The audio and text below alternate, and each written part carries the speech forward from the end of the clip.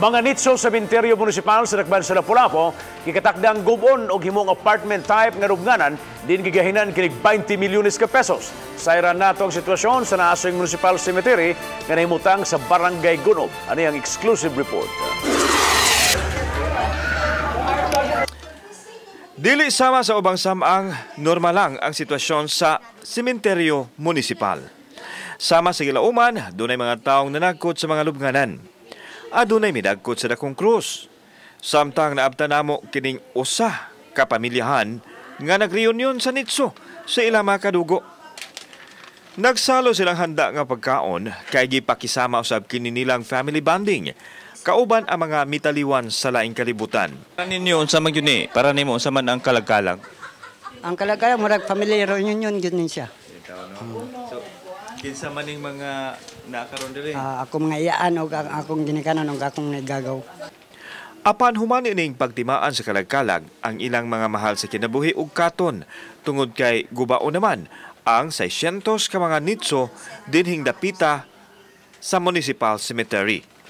Doon na mga numero ang mga nitso diri sa Cementerio Municipal sa Dakbayan sa Lapu-Lapu. Sila ang priority unya sa tukuron nga apartment type nga mga lubnganan dinhi nga girakdang hapsayon o gubon sulod nining buwana.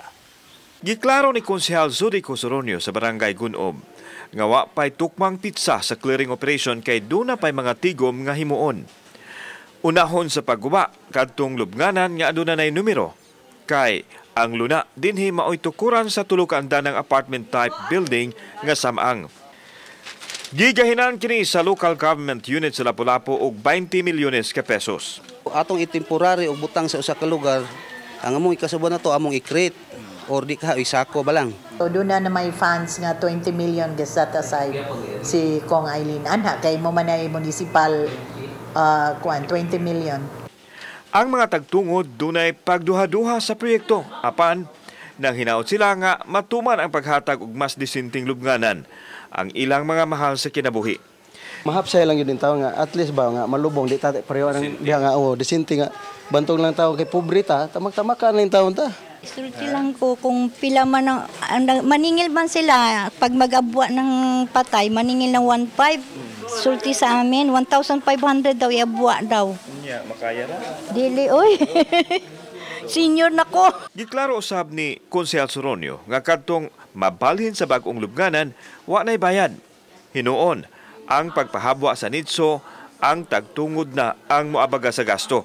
Apan siguraduhon sa barangay nga gamay ra ang mabayran kay ila kining i-regulate. After ini nahuman atong building, napahiluna na ni ang atong gibungkag, unang gibungkag, ato na sa ning hinay-hinayon sila. O mapahibaw sa nato ang mga tagtungod nga inyuhang mga samang amo na usam gubon para i-transfer sa bag-o natong building nga gihimo. Nanawagan ang barangay official sa mga tagtungod sa pagpakig-alayon kanila aron masayran ang detalye.